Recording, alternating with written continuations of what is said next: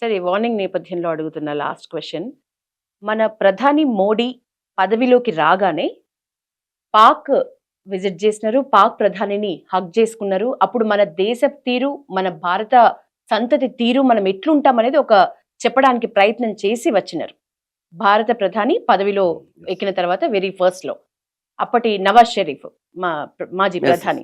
So అంత మంచిగా మనం ఎట్లుంటాం, మనం ఏంది అనేది ఒక మిత్రభావంతో వెళ్ళినప్పటికీ కూడా వాళ్ళ చర్యలు రిపీట్ అవుతూనే ఉంటున్నాయి. ఇట్లాంటి తరుణంలో నిజంగా ఇప్పటికైనా మీరు మొదట్లో చెప్పినట్లు ప్రతి ఇండియన్ భారతీయతను ఒంటిలో నింపుకున్న ప్రతి ఇండియన్ కూడా చావు దెబ్బ తీయాలి పాకిస్తాన్ని, ఇన్ని రోజుల్లో చూడని ఒక దెబ్బ తగలాలి అని కోరుకుంటున్నారు. అది నిజంగా మోడీ వల్ల సాధ్యం అవుతుందా?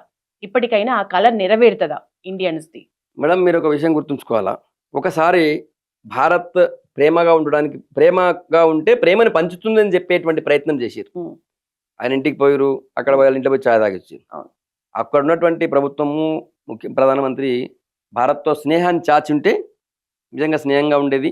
ఈరోజు భారతదేశం ప్రపంచ ఆర్థిక వ్యవస్థలో 5వ ఆర్థిక వ్యవస్థ అయిపోయింది. వితిన్ 3 years మనము 3వ ఆర్థిక వ్యవస్థ ఎదగబోతున్నాం. మనం ఈరోజు ప్రపంచంలో ఎక్కడ లేనంత ఫాస్ట్గా ఇక్కడ ఇన్ఫ్రాస్ట్రక్చర్ డెవలప్ అవుతుంది. ప్రపంచ ఆర్థిక వ్యవస్థలన్నీ కూడా కుదేలవుతున్న టైంలో మనం పెరుగుతున్నాం. అట్లాగే పాకిస్తాన్ కూడా జరిగేది. కానీ పాకిస్తాన్ మనం స్నేహస్థానం చేస్తే వాళ్ళు మన మీద పుల్వామా దాడి చేసారు. అవును, వాళ్ళ ఇంటికి పోయి ఛాయ్ తాగి వచ్చిన ప్రధానమంత్రి తర్వాత ఏం చేసిండు? సర్జికల్ స్ట్రైక్ చేసి ప్రపంచానికి ఒక షాక్ గురి చేసిండు. ఇట్లా కూడా చేస్తారా అన్నటువంటి ఒక షాక్ ని ప్రధానమంత్రి నరేంద్ర మోడీ గారు ఇచ్చారు. ప్రేమను పంచుతాము, ఆ ప్రేమ పంచేటువంటి ప్రేమ నెగిటివ్గా తీసుకుంటే చావు దెబ్బ తీస్తామనేటువంటి విషయాన్ని కూడా ప్రూవ్ చేశారు కదా ప్రధానమంత్రి.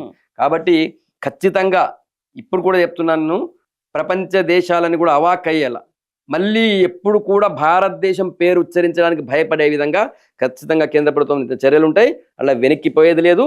తర్వాత మీరు చూడండి, 1960లో అంటే దాదాపు 70 సంవత్సరాలు, 40, 25 అంటే 65 సంవత్సరాల కింద జరిగినటువంటి ఒప్పందాన్ని రద్దు చేయడానికి కూడా భయపడని, వెనుకాడనటువంటి ప్రధానమంత్రి ఇప్పుడు ఉన్నారు.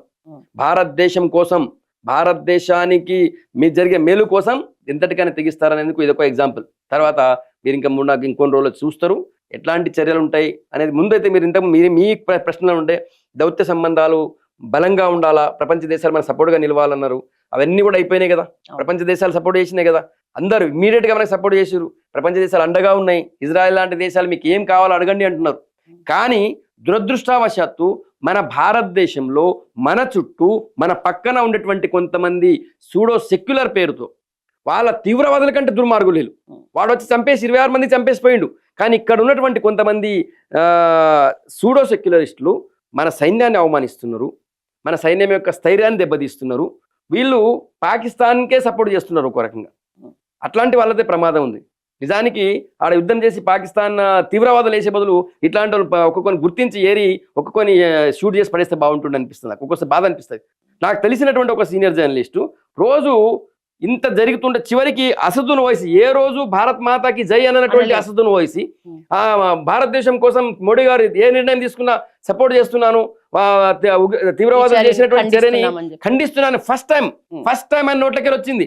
తీవ్రవాదుల చర్య ఖండిస్తున్నా, ఒక మతాన్ని అడిగి, హిందువా నా ముస్లిం అడిగి చంపడాన్ని ఖండిస్తున్నా అన్నాడు.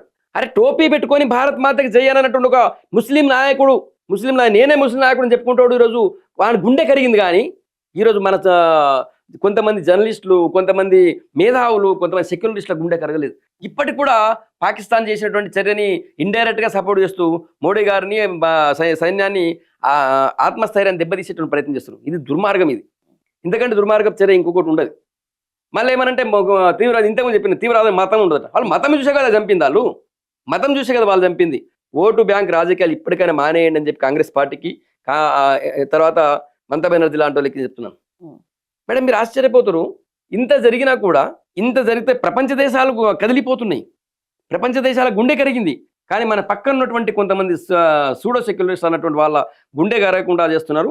దయచేసి ఇట్లాంటి వాళ్ళు ఎవడున్నా కూడా కేంద్ర ప్రభుత్వం ఇప్పుడు అస్సాంలో చేసినట్టు ఇక్కడ ఎవడు మాట్లాడినా కూడా అందరికీ జైలు వేయాలని చెప్పి వాళ్ళపై చర్య తీసుకోవాలని చెప్పి కోరుతున్నాను.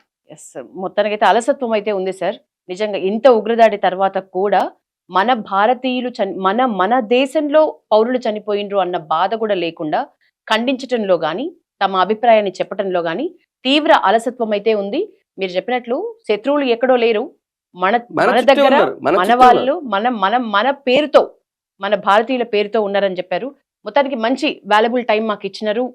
మీరు చెప్పినట్లు ఏదైతే ఇప్పుడు జరుగుతున్న దిద్దుబాటు చర్యలు అనొద్దన్నారు కాబట్టి నేను అనను. దిద్దుబాటు చర్య కానే కాదు అది. ఇప్పుడు దాడి అనేది శత్రు దాడి చేసేదాన్ని అవును. అది మీరు మన తప్పు అని అనలేము. వాడు దొంగ దెబ్బ తీసింది, వాడు ఎదురుగా వచ్చింది అనుకోండి, మన బార్డర్ లో నుంచి 2 యుద్ధ ట్యాంకులు తీసుకొచ్చి దాడి చేస్తే మనకి ఇమ్మీడియట్ గా అనుసరిస్తాం. Yes, మేడం దానికి కూడా మనం మేడం తగినంత- ఇంకో విషయం కొడుతాం. మీరు ఇంతకుముందు అన్నారు కాబట్టి ఇక్కడ కూడా ఈవెన్ కాశ్మీర్ లో కూడా దాదాపు అందరూ ఇప్పుడు పర్యాటక మీద ఆధారపడుతున్నారు. అవును, వాళ్ళ ఒక్కొక్కరికి మీరు ఆశ్చర్యపోతారు. ఆ రోజుల్లో ఉపాధి లేక ఈ టెర్రరిస్టులో దాడి చేసినప్పుడు పోలీసులు ఆర్మీ వాళ్ళు పట్టుకోవడానికి పోతే రాళ్ళు రువేటువంటి